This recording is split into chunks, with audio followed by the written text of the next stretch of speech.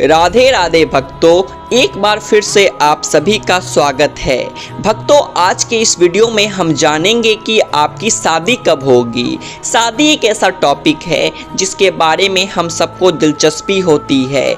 जिनकी शादी हो जाती है वो भी परेशान होते हैं और जिनकी शादी नहीं होती वो भी परेशान होते हैं। बहरहाल आज वीडियो का ये टॉपिक नहीं है कि आपकी मैरिड लाइफ कैसी होगी।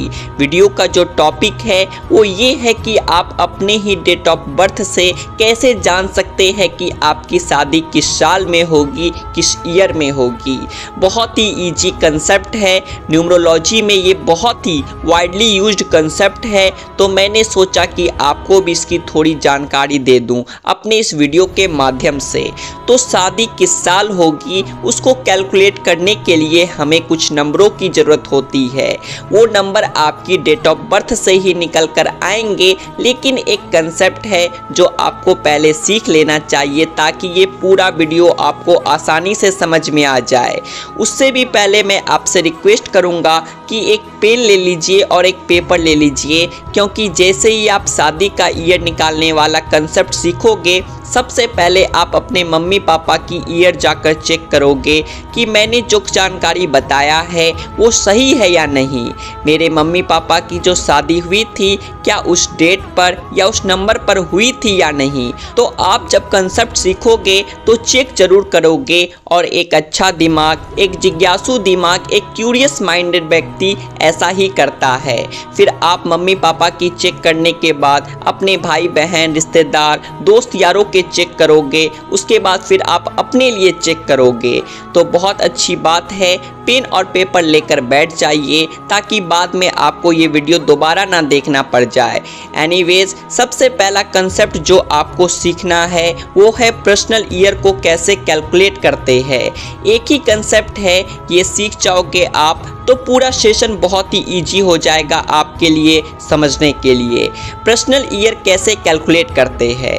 आपके डेट ऑफ बर्थ में 3 एलिमेंट्स है, डेट, मंथ और ईयर। अब इस डेट, मंथ और ईयर में जो ईयर वाला पार्ट है उसको अपने दिमाग से निकाल दीजिए, क्योंकि उसका कोई मतलब नहीं है हमारे इस कंसेप्ट में। हमें बस आपकी चाहिए डेट और मंथ। करेक्ट? यहाँ तक समझ में आ गया होगा आपको।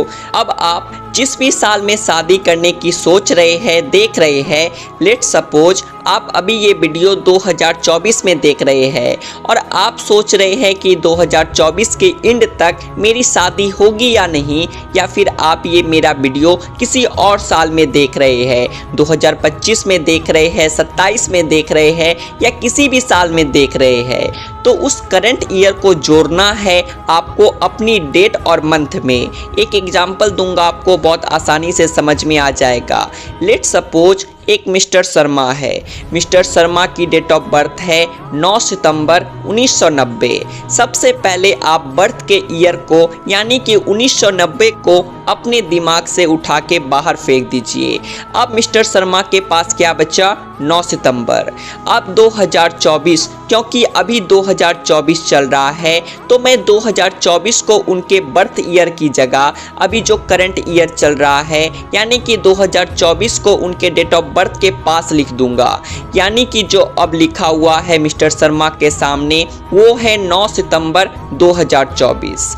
इतना कर लिया आपने तो आप 80% कैलकुलेट करना सीख गए। चलिए अब बाकी का 20% भी सीखते हैं। अब आपको करना बस इतना है कि अब जितने भी नंबर आपको दिखाई दे रहे हैं यानी कि 9 सितंबर 2024, उनको आपस में जोड़ दीजिए और एक सिंगल डिजिट लेकर आइए। अंक ज्योतिष में जितने भी खेल है वो सब 1 से लेकर 9 तक है।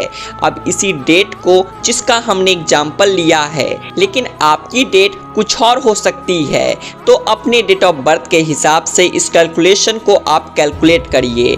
तो हम करेंगे 9 प्लस सितंबर का 9, फिर से प्लस 2024 का 2 प्लस 0 प्लस 2 प्लस 4। अब इसको आपस में जोड़िए तो हमारा जोड़ने पर निकला 26। अब इस 2 अंक को फिर एक अंक में इसे बदल लेंगे। कैसे? तो फिर अंक 26 को 2 + 6 करिएगा तो निकलेगा अंक 8। तो जो ये 8 आया ये है मिस्टर शर्मा का पर्सनल ईयर। तो आप भी अपना डेट ऑफ बर्थ के हिसाब से पर्सनल ईयर को निकाल लीजिए, तो 1 से 9 के बीच कोई ना कोई अंक जरूर आएगा। तो यहाँ तक दोस्तों आई होप आपको पूरी कैलकुलेशन समझ में आ गई होगी। तो चलिए मैं एक और एग्जांपल ले रहा हूँ आपके लिए, ताकि अगर किसी का कंसेप्ट क्लियर नहीं हुआ होगा तो समझ में आ जाएगा। एक और डेट ऑफ बर्थ मैं आपके लिए लेता हूँ। तो डेट ऑफ बर्थ है 1 अगस्त 1996। सबसे पहले क्या करना है कि बर्थ ईयर यानी कि 1996 को भूल जाइए और जिस साल में आप ये कैलकुलेट कर रहे हैं उस ईयर को बर्थ ईयर के जगह यानी कि 1996 के जगह लिख दीजिए। यानी अब जो हमारा डेट ऑफ बर्थ निकला वो है 1 अगस्त 2024, क्योंकि अभी 2024 चल रहा है। अब सारे सिंगल डिजिट को एक दूसरे से जोड़ दीजिए, यानी कि 1 + 8 + 2024 का 2 + 0 + 2 + 4, इन सभी का जोड़ निकलेगा 17। अब इस 17 को भी सिंगल डिजिट में कन्वर्ट कर दीजिए, यानी कि 17 का 1 + 4 को भी एक दूसरे से जोड़ना है तो निकलेगा अंक 8। तो दोनों ही एग्जाम्पल में पर्सनल ईयर इत्तेफाक से सेम ही आ गया। तो आपका कुछ और भी निकल सकता है, ये ध्यान रखिएगा, इस पर कंफ्यूज मत होइएगा। अब आप पर्सनल ईयर कैलकुलेट करना सीख गए, बधाई हो, अपने लिए तालियां बजाइए। अब देखिए ये जो पर्सनल ईयर का कंसेप्ट है ये हर साल बदलता रहेगा। आपने अभी मेरे इस वीडियो को देखकर 2024 को ऐड किया होगा, जब साल बदल जाएगा तो आप 2025 को ऐड करेंगे, या फिर 2027 में आपने ये वीडियो देखा तो 2027 को आप ऐड करेंगे। कहने का मतलब ये है कि जो करंट ईयर चल रहा होगा उसको आपको ऐड करना है। आई होप यहाँ तक आपको सब कुछ समझ में आ गया होगा। अब आपको देखना है कि लेट सपोज कि आप शादी करने के लायक हो गए हैं, आप शादी करना है, आपको शादी करनी है, आपकी उम्र 13 साल की है, तो फिर इस वीडियो की कैलकुलेशन आपके किसी काम की नहीं है। आपकी उम्र उसके आसपास होनी चाहिए जब आप शादी करने के लिए तैयार हो।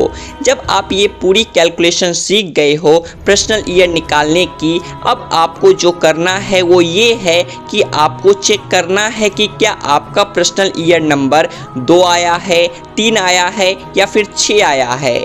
अगर 2, 3 और 6 में कोई एक भी नंबर आया है तो उस साल आपकी शादी होने के बहुत ज़्यादा चांसेस है।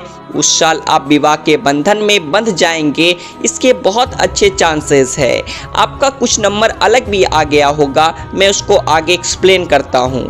तो सबसे पहले हमारी कैटेगरी ये है कि आपने जैसे सोचा कि मेरी शादी क्या 2024 में होगी और ये पूरी पर्सनल ईयर कैलकुलेशन करी और आपका अंक 2, 3 या 6 में कोई आ गया, तो there is a very good chance कि आपकी 2024 में शादी हो जाएगी।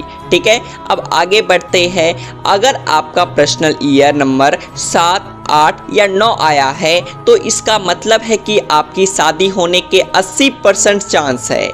तो पहली वाली में मैंने क्या कहा कि हाँ 100% चांस है, बहुत अच्छे चांस है। 2, 3, 6 में बहुत अच्छे चांस है, ये प्रायोरिटी नंबर 1 है कि इनकी शादी होगी। अब 7, 8, 9 आया है तो ये प्रायोरिटी नंबर 2 है, यानी कि अभी भी चांस है पर थोड़े से कम। तो 7, 8 और 9 वाले को हम सेकेंड प्रायोरिटी में इसे रखेंगे। तो दोस्तों बस इतना ही होता है मैरिज का ईयर कैलकुलेट करने का। अब जिस भी पर्सनल ईयर नंबर में आपकी शादी हुई होती है तो वो शादी कैसी होगी, वो मैरिड लाइफ कैसी होगी, ये भी बहुत अच्छा एक टॉपिक है। इसको मैं बहुत विस्तार से अपने आने वाले वीडियोस में ज़रूर आपको समझाऊंगा, क्योंकि बात हो रही है शादी की तो मैं आपको एक बोनस टिप जरूर दूंगा। अगर पर्सनल ईयर 5 आ जाता है तो वो शादी आपकी बहुत ज़्यादा अच्छी साबित नहीं होती है और शुरुआत के 2.5 से 3 साल में आप देखोगे कि एडजस्ट होने में दोनों पार्टनर को बहुत डिफ़िकल्टी होती है। बेबी का इशू भी हो सकता है आपको आगे चलकर, अगर पर्सनल ईयर 5 में आपकी शादी हुई है तो दोस्तों ये था इस वीडियो का पूरा कंसेप्ट कि कैसे आप जान सकते हैं, कैसे अपने पर्सनल ईयर से जान सकते हैं कि आपकी मैरिज की पॉसिबिलिटी क्या है। तो आई होप आपको ये कंसेप्ट अच्छे से समझ में आया होगा। मैंने बहुत ही इजी तरीके से आपको समझाने की कोशिश की है। It is a very secret chapter of numerology. काफ़ी एस्ट्रोलॉजर, काफ़ी न्यूमरोलॉजी इसी मेथड को यूज करते हैं जब आप उनसे कंसंट्रेशन वगैरह लेते हैं, लेकिन it is a very easy method. आप इसे खुद भी ट्राई कर सकते हैं। ट्राई ज़रूर करिएगा और अपने घर वालों का, आस पड़ोस वालों का चेक करके मुझे कमेंट में ज़रूर बताइएगा कि कितनी एक्यूरेसी आई है आपकी। हाँ, मैं अभी भी कहूँगा कि ज़रूर ये पॉसिबिलिटी है कि ये पूरी तरह से सच ना निकले आपके लिए, और आपका जो शादी हुआ है वो पर्सनल ईयर 1 में भी हो सकती है। लेकिन भक्तों, यही तो है, it is a science, it is not a law. Law होता है जो हर जगह एप्लीकेबल हो, जैसे न्यूटन का थर्ड लॉ जो हर जगह एप्लीकेबल है, चाहे इंडिया में आप रहो या फिर दुनिया के किसी भी कोने में। So it is a science. Research चल रही है, रिसर्च जैसे जैसे डेवलप होती रहती है, साइंस बदलते जाते हैं, थ्योरी बदलती जाती है। तो इसी नोट के साथ मैं अपनी इस वीडियो को आज ख़त्म कर रहा हूँ। मिलता हूँ आपसे अगले वीडियो में, तब तक के लिए राधे राधे।